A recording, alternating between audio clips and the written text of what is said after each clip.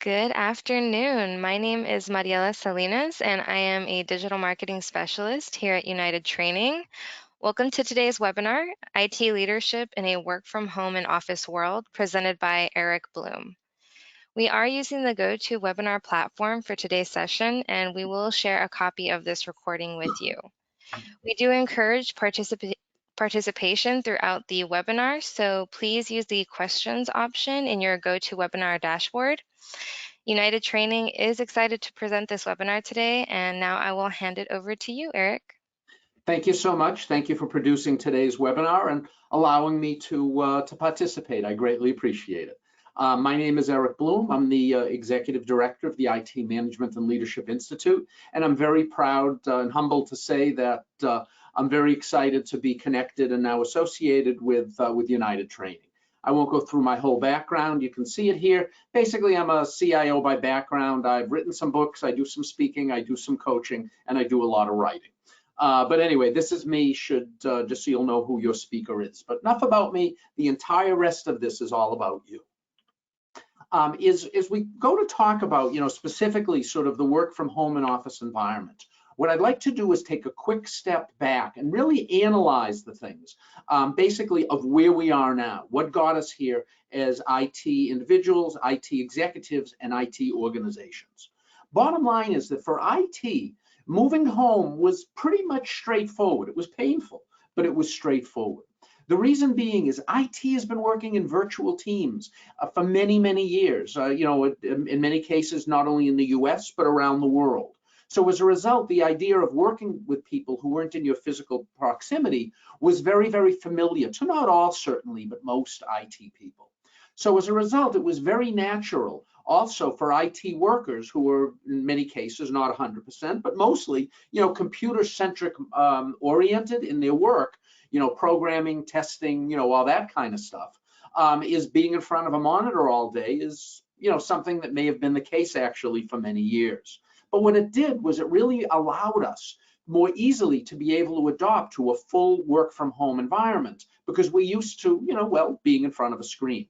But also IT professionals, hopefully, are more comfortable with, with using technology than many of their business counterparts. So as a result of that, working heavily in, through Teams, Slack, Zoom, WebEx, like we're using today, or others, was very natural and much less intimidating to us than many others who've never worked in that environment.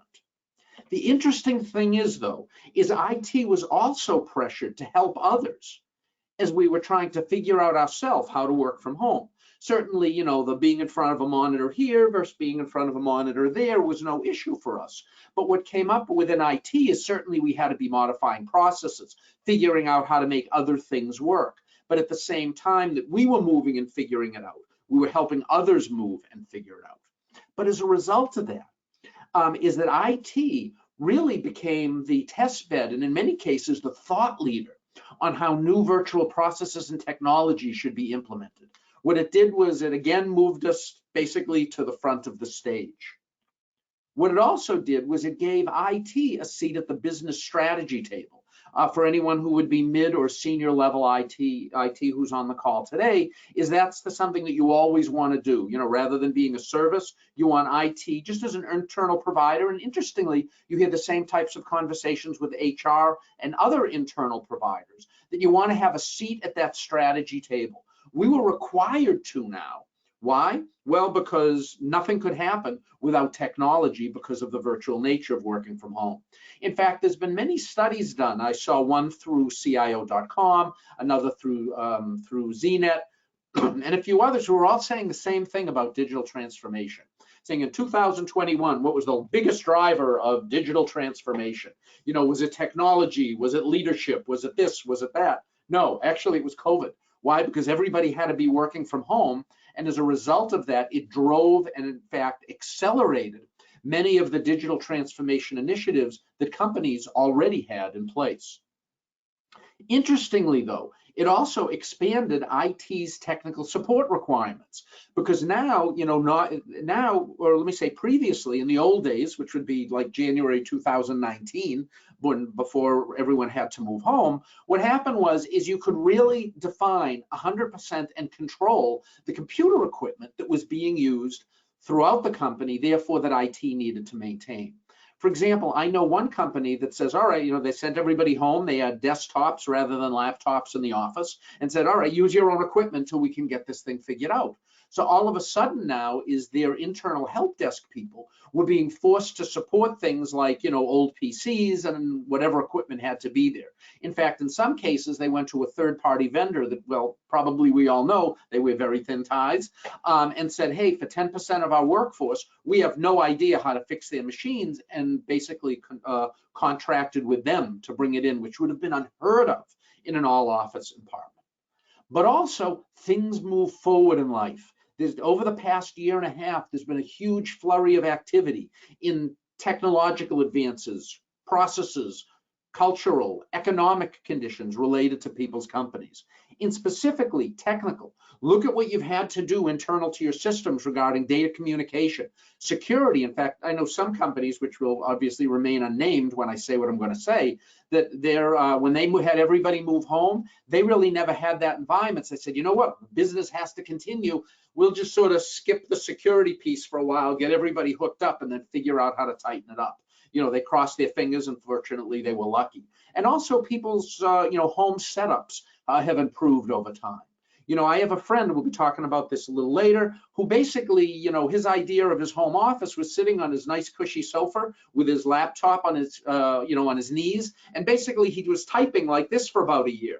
Well, about a year later, guess what? Now, all of a sudden, because he didn't have the ergonomic desks that we have in the office, he has back and shoulder related issues, and he's fighting off a little bit of carpal tunnel. All of a sudden, he's using a nice table and went out and bought himself a nice office chair. But also processes. When people moved home, it's all right, how are we going to make this work? And processes over the past year and a half have been more finely tuned. Culturally, people figured out how to work from home as opposed to in the office. And lastly, economic conditions have changed. It's really been interesting to see that different companies have had wildly different type of economic conditions based on their industry. I know some industries, well, I'll just pick on a couple that everyone would know, is certainly the travel industry, whether it be hotels or airplanes. This was very, very difficult to them. But many other smaller industries, it's really been interesting. Some of them, it was very, very difficult on them. But others that you may not have thought, would fare well through this are just going totally wild. I know a company that sells vitamins, and from their economic condition, everyone wanted to be doubly healthy. So as a result, they had everyone but the CEO of the company loading boxes to send out to customers. So anyways, these are all things that have been changing. But in addition to business things changing, people's attitudes and people were also changing. There was an increased interest in working from home. People said, oh, I like working in the office. When they were forced to for a year, it's not so bad to not have to take the train into work.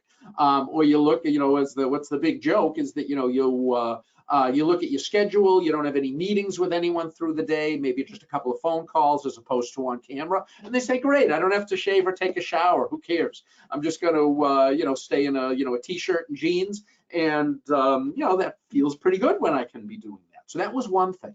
A second thing, more serious, is families relocated to their favorite positions, favorite locations rather. So they're saying, hey, you know what, instead of working in the city, I always really wanted to live, out in the country or, some other state, some other location. And they said, as long as I'm working virtually, I can go and do it. So many families have actually moved out of high-priced areas to less-priced areas because they could and didn't have to worry about the distance or the commute to work. Next is home workspaces have become enhanced.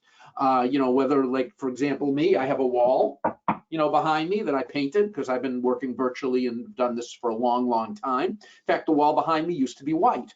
Used to be white. And what happened was, my hair got a little lighter. I was on one of these type technologies and it looked like I had no head from here up. Why? Because it blended with the wall. but also people are getting more used to it. You know, they're setting up lights, they are making it look more professional, etc. I know someone who's actually soundproofed their their physical bedroom in their room to make it a little bit quieter when they were working. Also, family routines change and new routines have been established. You know, there's lots of moms and dads who love working at home because it means they can put their kids on the bus in the morning, walk them out to the school bus, come back, still have time for a cup of coffee, and then their work day would start maybe even earlier than it normally would have. And also, new office cultural norms were created. So all of this stuff has changed. So as we go now to think of the future and move people back into the office, things aren't exactly how they were last February or March. If it went from March and like a month in, then everybody's just back. It's almost like everyone was on vacation. But all of this stuff has happened to us. And what have we learned there? What we've learned is that managing people in a virtual or hybrid world is like regular management best practices. In other words, we have to do all the same stuff. We have to delegate, we have to do difficult conversations, we have to do conflict, we have to do performance reviews. All of those same things exist, but it's those things on steroids. And the reason that it's on steroids is because it's virtual. Certainly, as said, the same concepts must be in place, but now you have to be much more strategic, tactical, and deliberate in their execution. Why? Because you have to think about it more. If for no other reason, you never had a full virtual team or a hybrid team. Now you do. You have to adjust your management style and capabilities. But now, why did we have to do that? Well, let's think one more about the last year as we go then to move forward to the future. Is that with a full work home from environment, where are we now? Well, as mentioned, is that some people's offices are maybe not as equipped as they should be. But now as people come back in from a hybrid perspective, you can say, hey, you have two choices. You can either come into the office, or if you're going to be working at home, I want you to be healthy. Show me that you have nice screens, nice technology, fast connection, etc. We'll be talking a little bit more about that later, but these were some of the challenges that we have now. The next is that professionals may not feel, they may feel like their growth and their profession is a little bit on hold. Why? Because the tasks that they've been given over time have been more repetitive and they've had less visibility to senior management, things along that line. And this next one, this was a quote. I wish this was my quote. It came in from a friend of mine. I said to him, I said, hey, how do you like working at home? And he looked at me all exasperated and said, you know what? I don't feel like I'm working at home. I feel like I'm living at work because it's much easier. You can look, oh, you're having dinner, you're looking over, you see the laptop in the corner. There's that one email that you want to send. So you say to the family, oh, yeah, I just have one email I want to send. One email turns to two. And then by the time you wake up, your spouse and your kids are already asleep and it's 11:30 at night. I mean, it's very easy for that to happen. Plus, on those for people in our staff, they still run across all of the same kind of things, just we've all been living with. There's daycare issues as schools are opened or closed or things along that line. Gyms aren't really in the same schedule, or maybe you had a gym at work you're waiting to return to. One for me was, I never met a chocolate chip cookie I didn't like. So as a result of that, my office was a little too close to my kitchen. So as a result of that, I don't keep chocolate chip cookies in the house anymore. And everyone's just sort of also worn down over all the social stuff you see on the news, is that you want to get together with family, you want to go on vacation, all that. Well, fortunately, and God willing, is that with the vaccine more and with other things opening up, we'll be back there soon. But this is sort of where we are. So as a result of all that, there are some key things that we need to consider if we're moving back to the office. First of all, is that moving home, nobody had a choice. Management said, hey, everybody, you're starting to work from home tomorrow because that's what the law says. Moving people back into the office, it's not by legal requirement, it's by management decision. Also, IT can't just go off and do what it wants itself. It needs to comply with what the senior executives, the CEO and the C-suite of the overall company say. So IT might say, gee, our people can work from home, no issue, we're doing great at it. But if the president of the company says, no, everybody's back in, then IT certainly needs to follow their wishes. And lastly, it must help others return back into the office and live in a hybrid environment. At the same time, IT is trying to figure out who to move back in. So it's sort of the exact reverse issue. IT is still helping, but now they're helping move themselves in as well as others. So from here now, let's talk about the road to, basically to future IT leadership in this work from home and office environment. Is one of the things you have to be most careful with. This is the thing that scares me the most. When people say to me, what scares me the most that I'm speaking to, I tell them this. It's beware of creating a bifurcated home office environment. Now, what does that mean? It means that basically you've created an us versus them culture between the people in the office and the people working home. The people in the office are basically doing a little bit of, out of sight, out of mind. So the people at home aren't getting the projects they like. They're not maybe getting as promoted as often. They're not getting the training. There's an inside joke that happened. Someone say spilled their coffee over somebody else. That becomes the joke of the office for the week. Someone logs in from home. They don't see it. So this is the biggest danger of a hybrid environment, which will quite frankly be the future of IT. Because if this bifurcated environment comes up, it'll hurt morale, it'll reduce productivity, it'll increase attrition, it'll hinder productivity and innovation because again, you don't have everybody sort of pointed in the same direction. And what it'll also do is ultimately, if the above bullet points happen, is that will affect user satisfaction and the overall user experience that IT is providing. So then the key question for all this is, what do we do to protect this? Let's talk about that now and for the next few minutes. First of all, let's talk about with delegation. Now, again, these are things that IT managers, supervisors, executives, etc., should be thinking about regarding their team specifically. First of all, this one you could use for anything. When possible, delegate tasks to employees based on their strengths, their interest, and their career direction. No great mystery there. However, is in a hybrid environment, assignments must also consider the physical location. Is the person working from work or home? What's their home environment? For example, that if I'm going to be in in the type of environment that's very noisy, there are certain things you can and you can't give me to do. What's my motivation to perform that task? What's my personality style that we're going to be talking about next? My general ability to work alone rather as opposed to my general ability to work with others. And also my level of technical and conceptual connectivity. Technical connectivity is how fast is the bandwidth to my house. And the conceptual connectivity is, how do I really feel connected and part of the team, and not alone out there working and not knowing what else is going on, etc. And lastly, just the needed work volume that you need to send me. Obviously, I'm giving you abbreviated versions of this and just trying to give you a taste of the kind of things that you have to consider from a delegation perspective in just regard to who. But now as we expand on who, let's talk a little bit about personalities, at least in a couple of slides. The first slide is, let's talk about introverted and extroverted. Certainly if you've used DISC or predictive index or these others, they're awesome tools. You should also consider those as your mental expands on what we're talking about here. But anyway, if you have people in your working for you at home or in the office now as you move to a hybrid environment, is consider the following advice.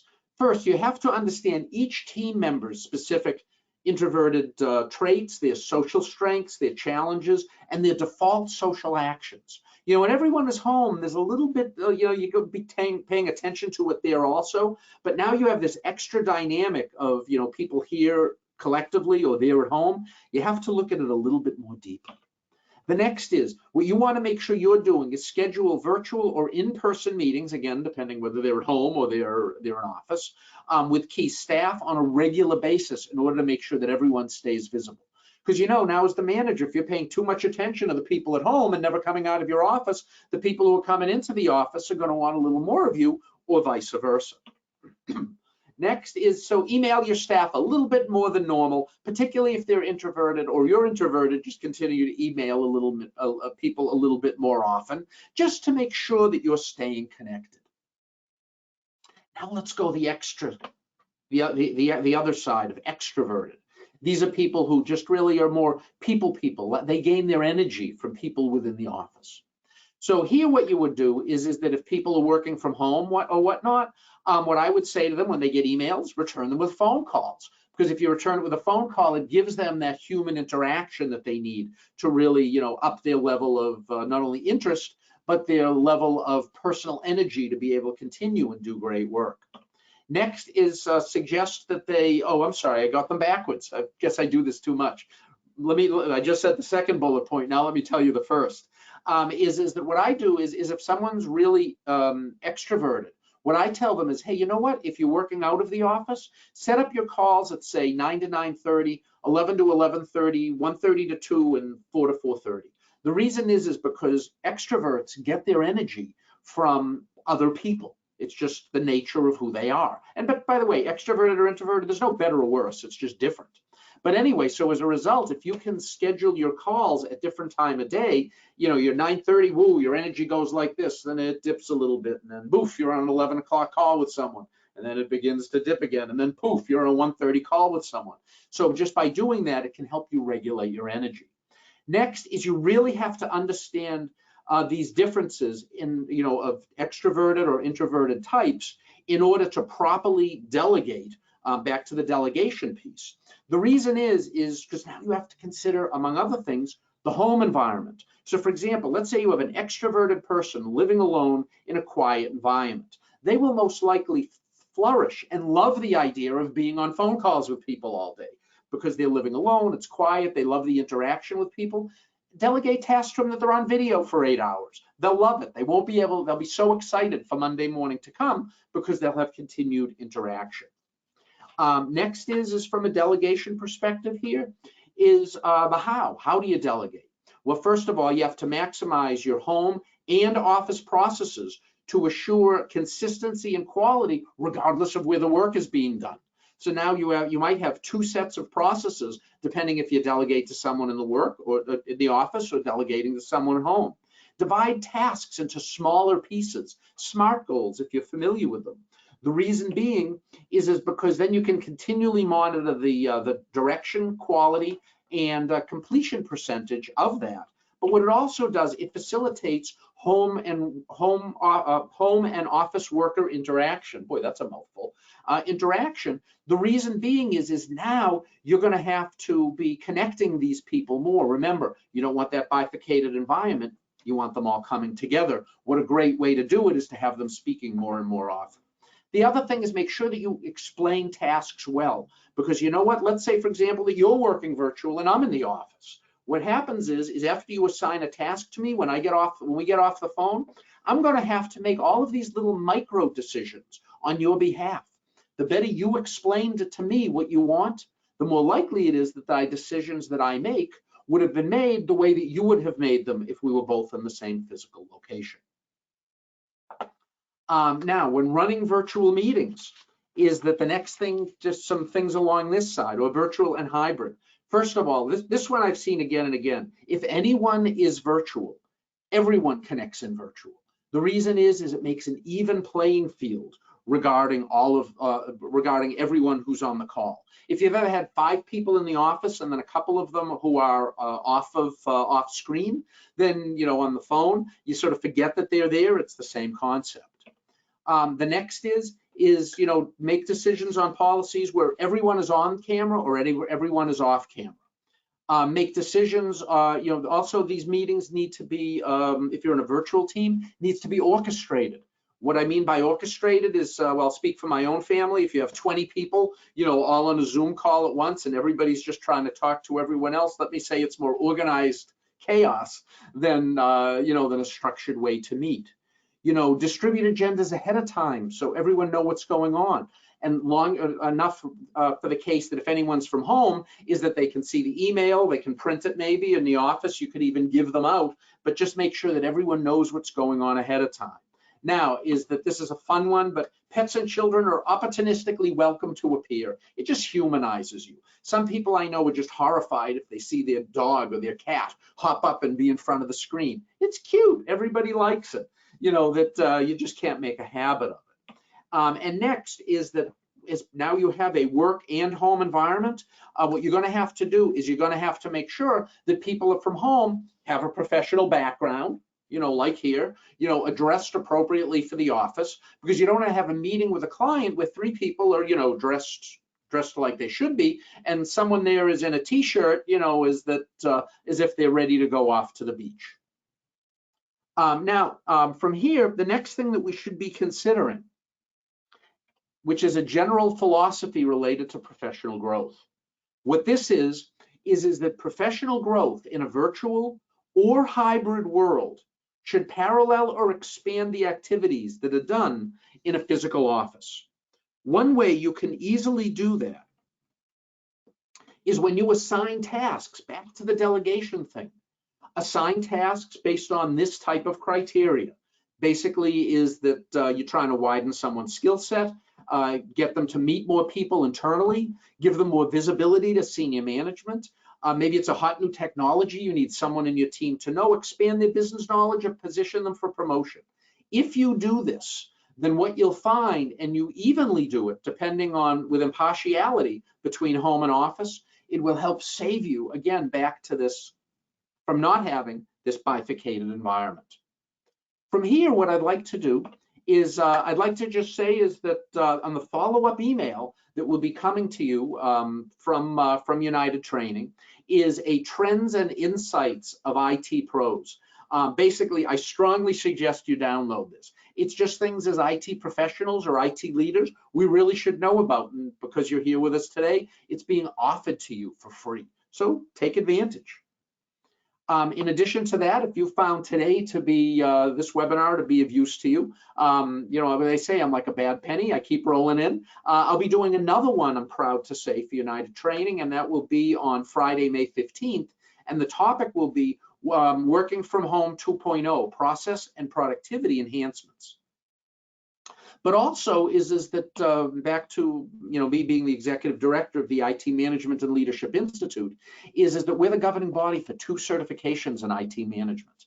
The first of which is the ITMLP, and the topics are listed here. It's basically for senior individual contributors that would like to move into a management role, up to newer managers.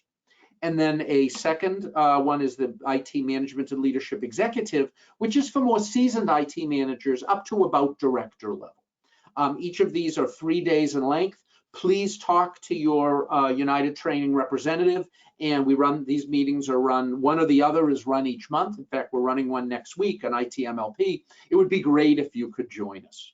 From here, what I'd like to do is I'd just like to say thank you so much for being with us for this, I guess, 25 minutes or so. And I'd like to just ask, are there any questions? Say thank you to all, but are there any questions? I'm here for, well, as long as you'd like me to be.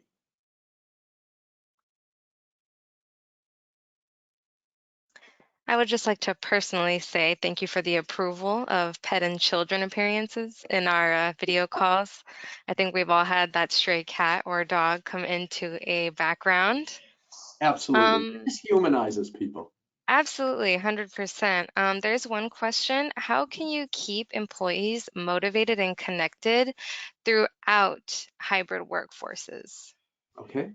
The one way is again, try to treat the people in physically in the office from those in home, you know, treated fairly and connectedly, and really have a, you know, a one company, regardless of location, environment.